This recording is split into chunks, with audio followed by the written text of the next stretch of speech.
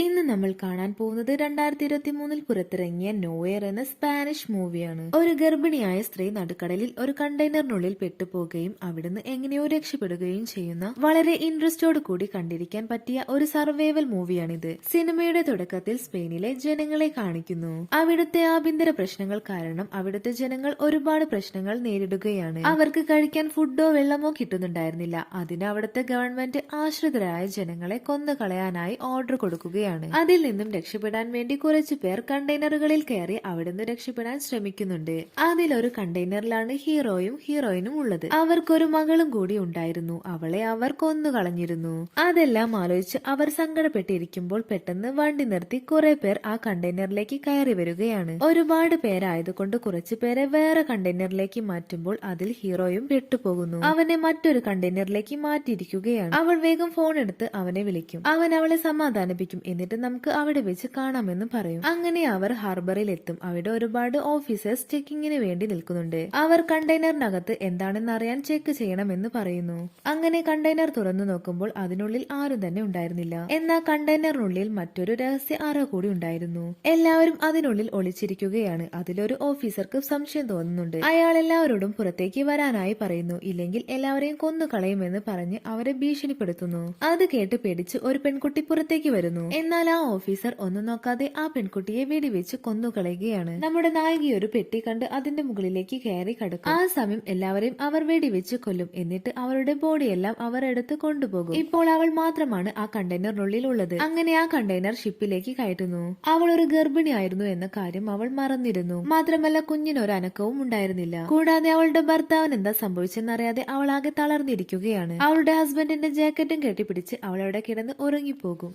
രാത്രി ആയപ്പോൾ കണ്ടെയ്നർ ഇളകി മറിഞ്ഞ് അവളുടെ തല ഒരിടത്ത് പോയി ഇടിക്കുന്നു. കടലിലെ വലിയ തിരമാലയിൽപ്പെട്ട് കണ്ടെയ്നറുകൾ ആടിയുലയാനായി തുടങ്ങി. കുറെ കണ്ടെയ്നറുകൾ കടലിലേക്ക് മറിഞ്ഞു വീഴുന്നുണ്ട്. അവളാണെങ്കിൽ അങ്ങോട്ടും ഇങ്ങോട്ടും മറിഞ്ഞു വീഴാണ്. രക്ഷിക്കാൻ വേണ്ടി അവൾ കരഞ്ഞു പറയുന്നുണ്ടെങ്കിലും ആരും തന്നെ അത് കേൾക്കുന്നുണ്ടായിരുന്നില്ല. പെട്ടെന്ന് അവൾ തലയിടിച്ച് വീണ് അവളുടെ ബോധം പോകുന്നു. അവൾ കണ്ണു തുറന്നു നോക്കിയപ്പോൾ കണ്ടെയ്നറിനുള്ളിൽ വെള്ളം കയറാനായി തുടങ്ങിയിരുന്നു. അവൾ ഹോളിൽ കൂടി നോക്കിയപ്പോൾ കണ്ടെയ്നർ കടലിൽ വീണ് കിടക്കുകയാണെന്ന് മനസ്സിലായി. വേറെയും കണ്ടെയ്നറുകൾ വീണ് കിടക്കുന്നതായി കാണുന്നുണ്ട്. അവൾ ഫോൺ എടുത്ത് വിളിക്കാൻ നോക്കുന്നുണ്ടെങ്കിലും കോൾ കണക്ട് ആകുന്നുണ്ടായിരുന്നില്ല. അവൾ ആ ഹോളിൽ കൂടി പുറത്തേക്ക് നോക്കുമ്പോൾ അവളുടെ ഹസ്ബൻഡ് ഉള്ള കണ്ടെയ്നറുകൾ പൂർണ്ണമായി മുങ്ങിയിരിക്കുന്നതായി കാണുന്നു. അവൻ മരിച്ചിട്ടുണ്ടാകുമെന്ന് അവൾ വിശ്വസിച്ചു. കുഞ്ഞിനാണെങ്കിൽ അനക്കവും ഉണ്ടായിരുന്നില്ല. ഇനി താൻ മാത്രം ജീവനോടെ ഇരുന്നിട്ടെന്തിനാ എന്നോർത്ത് അവൾ മരിക്കാനായി തീരുമാനിക്കും. അവിടെ ഉണ്ടായിരുന്ന കത്തിയെടുത്ത് അവൾ കൈ മുറിക്കാൻ നേരം കുഞ്ഞ് അനങ്ങാനായി തുടങ്ങും. അവളുടെ കുഞ്ഞിന് ഇപ്പോഴും ജീവനുണ്ടെന്ന് അവൾക്ക് മനസ്സിലായി. എന്ത് വന്നാലും ഫൈറ്റ് ചെയ്ത് മുന്നോട്ട് പോകാമെന്ന് അവൾ തീരുമാനിക്കും. എന്നാൽ വെള്ളം കൂടി വരികയാണ്. അവിടെ ഉണ്ടായിരുന്ന പെട്ടികളൊക്കെ കെട്ടിവെച്ച കയറെടുത്ത് അവൾ കണ്ടെയ്നറിലുള്ള ഹോൾസ് ഒക്കെ അടച്ചു വെക്കും. കുറച്ച് വെള്ളം ഓസ് വഴി പുറത്തേക്ക് ഒഴുക്കും. എന്നിട്ട് കണ്ടെയ്നറിനുള്ളിൽ രണ്ടു വശത്തായി സെയിം വെയിറ്റ് വെച്ച് കണ്ടെയ്നർ ബാലൻസ് ചെയ്ത് വെക്കും. ദൂരെ ഇടിയും മിന്നലും വരുന്നതായി കാണുന്നു. ആ സമയം അവൾക്ക് ഡെലിവറി പെയിൻ വരുന്നുണ്ട്. അവൾ കുഞ്ഞിനോട് ഇപ്പോ വരല്ലേ കുറച്ചുകൂടി പിടിച്ചു നിൽക്കാനായി പറയുന്നുണ്ടെങ്കിലും കുഞ്ഞിന് വന്നേ പറ്റൂ. വലിയ തിരമാലകൾ വന്ന് കണ്ടെയ്നർ ഇളക്കി മറിക്കുന്നുണ്ട്. അവൾ വേദന സഹിച്ച് ഒരു കയറൽ പിടിച്ച് വെള്ളത്തിലേക്ക് പ്രസവിക്കുകയാണ്. കുഞ്ഞിനെ ജാക്കറ്റിൽ പൊഞ്ഞ് ഒരു മരപ്പെട്ടിയിൽ കിടത്തും. എന്നിട്ട് കുഞ്ഞിനെ പ്രസവിച്ചു കഴിഞ്ഞിട്ടുള്ള ആ മരപ്പിള്ള എടുത്ത് ഒരു ബോക്സിലാക്കി വെക്കും. കുഞ്ഞാണെങ്കിൽ കരഞ്ഞുകൊണ്ടിരിക്കുകയാണ്. അവൾ ഫുഡ് കഴിക്കാത്തോണ്ട് കുഞ്ഞിന് കൊടുക്കാൻ പാലും ഉണ്ടായിരുന്നില്ല.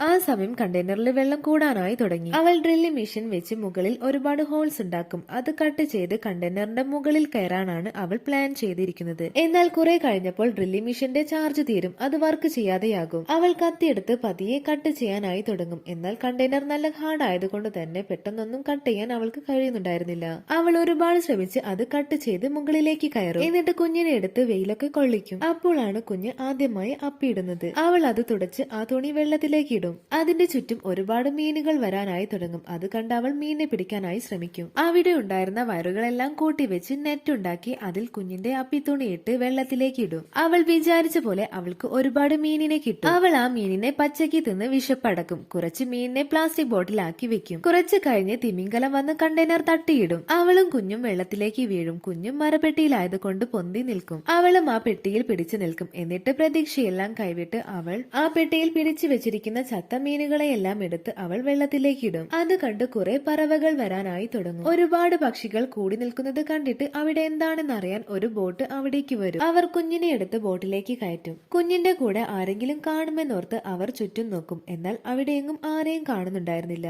ആ സമയം കുഞ്ഞിന്റെ ചെങ്ങാടത്തിൽ ഒരു കയറ് വെള്ളത്തിലേക്ക് വീണ് കിടക്കുന്നതായി കാണും. കാണും. അതെടുത്ത് വലിച്ചു കയറ്റിയപ്പോഴാണ് അവൾ ആ കയറിൽ തൂങ്ങിക്കിടക്കുന്നതായി കാണുന്നത്. അവൾക്ക് ശ്വാസമില്ലാത്തത് കണ്ട് അവൾക്ക് ഫസ്റ്റ് എയ്ഡും CPR-ഉം കൊടുത്ത് അവളെ രക്ഷിക്കും. അവൾ കരഞ്ഞുകൊണ്ട് കുഞ്ഞിനോട് നമ്മൾ രക്ഷപ്പെട്ടെന്ന് പറയും. അങ്ങനെ ഒരുപാട് യാതനകൾക്കും വേദനകൾക്കും ഒടുവിൽ അവർ രക്ഷപ്പെടുകയാണ്. അവിടെ വെച്ച് ഈ സിനിമ അവസാനിക്കുന്നു. സിനിമ ഇഷ്ടമായാൽ ലൈക്ക് ചെയ്ത് ചാനൽ സബ്സ്ക്രൈബ് ചെയ്യാൻ മറക്കല്ലേ.